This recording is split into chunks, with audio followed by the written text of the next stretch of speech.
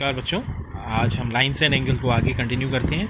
आज हम पढ़ेंगे पैरेलल लाइन्स एंड ट्रांसवर्सल। अब ट्रांसवर्सल क्या होता है इसके बारे में हम पहले छोटी क्लासेस में पढ़ चुके हैं। ट्रांसवर्सल एक ऐसी लाइन होती है जो दो अलग अलग लाइनों को अलग अलग पॉइंट्स पे इंटरसेक्ट करती है।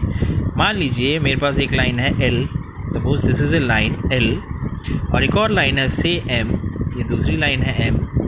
ये पैरेलल हो या ना हो इससे फ़र्क नहीं पड़ता। एक ऐसी लाइन जो इन दोनों लाइंस को काटती है, मान लीजिए ये N लाइन है जो इसको दो अलग अलग पॉइंट्स पे, इस पॉइंट पे और इस पॉइंट पे इंटरसेक्ट करती है, तो इस N लाइन को हम कहेंगे transversal. This line is known as transversal. ठीक है। अब ये ट्रांसवर्सल जो भी लाइन जब भी बनती है तो ये कुछ एंगल्स बनाती है। देखिए 8 एंगल्स बनाती है। Angle 1, angle 2, angle 3, angle 4, angle 5, angle 6, angle 7, angle 8।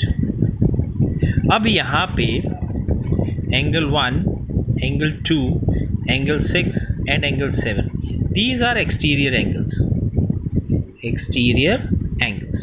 because it lies in the exterior part। इन दोनों लाइंस के जो बीच में एंगल्स हैं, ये 4 एंगल्स, इनको हम बोलेंगे इंटीरियर एंगल्स, और ये जो बाहर वाले हैं इनको बोलेंगे एक्सटीरियर एंगल्स। और हमारे पास angle 4, angle 3, angle 5 and angle 8, these are interior angles. ठीक है। अब alternate exterior angles, alternate interior angles, उसी हिसाब से चलेंगे। अल्टरनेट एक्सटीरियर, अब अल्टरनेट का मतलब है एक छोड़ के, और एक्सटीरियर एंगल बाहर एंगल की बात कर रहे हैं। अगर मैं इन बाहर वाले एंगल्स की बात करूं तो अंदर वालों को भूल जाइए। 4 से स्टार्ट करता हूं, एक डायरेक्शन में मैं घूमता हूं, तो 4 के बाद मेरे पास 6 आ रहा है, 6 के बाद 7 आ रहा है, 7 के बाद 2 आ रहा है। तो अगर मैं 1 लूँ, these are pair of angles, alternate exterior angles, these are pair of angles. ठीक है, पेयर्स की बात होगी। अब एंगल 1 के साथ कौन सा एंगल आएगा? 1 के बाद 6 को छोड़ दें, 7 आएगा, 1 and 7। This is a pair of alternate exterior angles. वैसे एंगल 2 लूँ तो 2 के साथ मेरे पास पेयर बनेगा 6 का, क्योंकि 2 के बाद 1 फिर 6, चाहे मैं इस साइड से घूमूँ चाहे इस साइड से, तो ये 2 पेयर्स बनेंगे अल्टरनेट एक्सटीरियर एंगल्स के। उसी हिसाब से मेरे पास आते हैं अल्टरनेट इंटीरियर एंगल्स। तो इंटीरियर एंगल्स, तो यहाँ पे भी वही कॉन्सेप्ट है। 4 से स्टार्ट अगर करें, 4 and 5 को छोड़ दें, 8 आ गया, 4 and 8, 3 के साथ क्या आएगा? and 5 आएगा। ठीक है, 3, 4 को छोड़ दें, 5 आ रहा है। ठीक है, तो these are alternate interior angle. अब कॉरस्पॉन्डिंग एंगल्स, ये पेयर्स हैं सारे, कॉरस्पॉन्डिंग एंगल्स। अब कॉरस्पॉन्डिंग एंगल्स क्या होते हैं? कॉरस्पॉन्डिंग एंगल्स में एक एंगल अंदर का होता है, एक बाहर का। ठीक है, these are the angles on the same side of the transversal. ये ट्रांसवर्सल है। अब ये सभी एंगल्स को 2 पार्ट्स में बांट रही है, आधे इधर है, आधे इधर है। ठीक है, तो ये ट्रांसवर्सल जो है ये सभी एंगल्स को 2 पार्ट्स में बांट रही है, आधे इस साइड है, आधे इस साइड है। तो corresponding angles are the angles on the same side of the transversal. एक अंदर होता है, एक इंटीरियर एंगल होता है, एक एक्सटीरियर एंगल। अब मैं सेम साइड ऑफ ट्रांसवर्सल की बात कर रहा हूँ तो ये साइड को मैं भूल जाता हूँ फिलहाल। तो यहाँ पे मेरे पास 4 एंगल आते हैं, 6 and 1 are exterior angle, 4 and 5 are interior angles. तो कॉरस्पॉन्डिंग एंगल्स में क्या होता है, हमने एक अंदर का एंगल लेना है। मान लीजिए मैं इंटीरियर एंगल्स में से एंगल 4 ले लेता हूँ, तो अब मेरे पास 2 एक्सटीरियर एंगल है, एक 1 है, एक 6 है। लेकिन 1 जो इसके साथ लग रहा है वो नहीं लेना है मेरे को, जो दूर है उससे वो लेना है, 1 and 4 and 6। ठीक है, वैसे ही अगर मैं 5 लूँगा तो 5 के साथ 1 आएगा। ठीक है, ये तो इस साइड की बात हो गई। वैसे इधर भी बन रहे हैं, तो यहाँ पे 4 कॉरस्पॉन्डिंग एंगल्स के पेयर बनते हैं। 2 के साथ 8 आएगा, यू कैन सी, एंड 3 के साथ 7 आएगा। These are corresponding angles. ठीक है, आगे हमारे पास आता है angles on same side of transversal. Interior angles on the same side of the transversal. Interior angles on the same side of transversal. जैसे नाम क्लियर बता रहा है कि ट्रांसवर्सल के सेम साइड जो अंदर एंगल है, जैसे एंगल 4 एंड एंगल 5 और एंगल 3 एंड एंगल 8। ठीक है।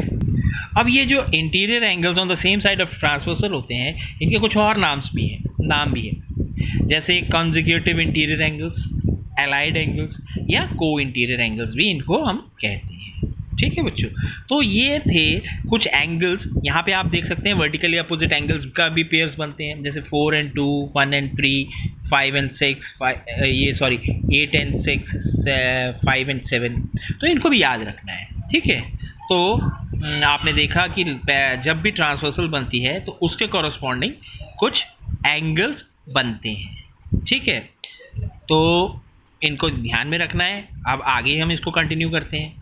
अभी हमने पढ़ा था ट्रांसवर्सल के बारे में, कोई भी दो लाइनों को काट रही है। अब हम लेंगे transversal. Whenever a transversal intersect parallel lines, then what happens? Again 8 angles are formed, angle 1, angle 2, angle 3, angle 4, angle 5, angle 6, angle 7 and angle 8।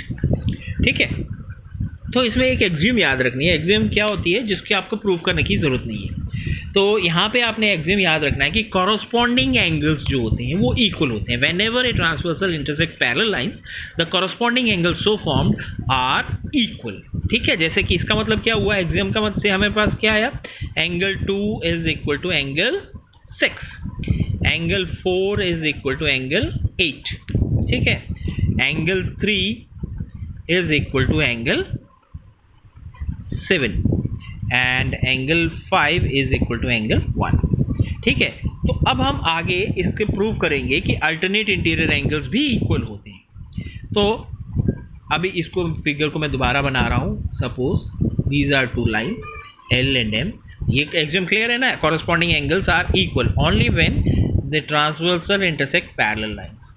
उल्टा भी ट्रू है, अगर कॉरस्पॉन्डिंग एंगल्स इक्वल है इसका मतलब ये जो लाइंस हैं L और M ये आपस में पैरेलल होनी ही चाहिए, होंगी ही होंगी। ये हमारे पास आ गई N। अब हम प्रूव करेंगे अल्टरनेट इंटीरियर एंगल्स इक्वल होते हैं।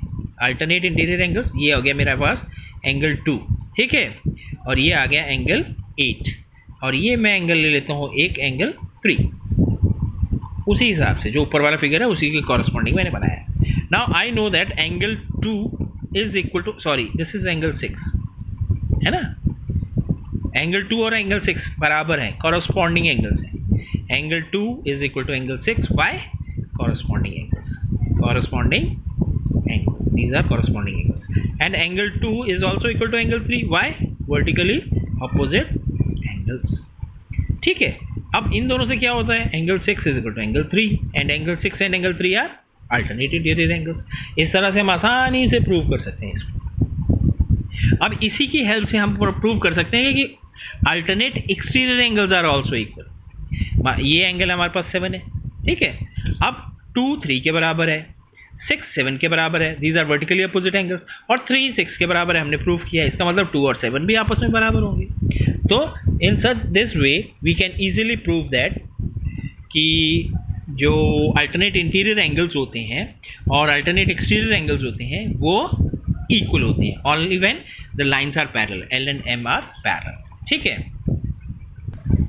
अब हम देखते हैं कि को इंटीरियर एंगल्स, यानी कि interior angles on the same side of the transversal कोई प्रॉपर्टी को फॉलो करते हैं या नहीं करते हैं। ठीक है, अब यहाँ पे angle 1 is equal to angle 3 पता है, कॉरस्पॉन्डिंग एंगल्स हैं ये, इसीलिए ये इक्वल है। And angle 1 plus angle 2 is equal to 180 degree. Linear pair बन रहा है, आप देख सकते हैं लीनियर पेयर बन रहा है। ठीक है, और 1 से मैं यहाँ पे 1 की जगह 3 लिख सकता हूँ, is equal to 180 degree. This is linear pair. ठीक है, तो यहाँ से हमें प्रूफ पता चलता है कि जो को इंटीरियर एंगल्स हैं दीज आर सप्लीमेंट्री, इनका सम 180 होता है only when the lines are parallel. तो ये कुछ प्रॉपर्टीज़ थी ट्रांसवर्सल। हमने आज क्या पढ़ा कि ट्रांसवर्सल लाइन क्या होती है, वो कौन कौन से एंगल बनाती है, और पैरेलल लाइंस होंगी तो क्या क्या होगा, कौन कौन सी प्रॉपर्टीज़ को वो फॉलो करेगी। तो इसके बेसिस पे आप अगली एक्सरसाइज के क्वेश्चन को सॉल्व करेंगे, और कोई डाउट होगी तो वो मुझसे पूछेंगे। Thank you.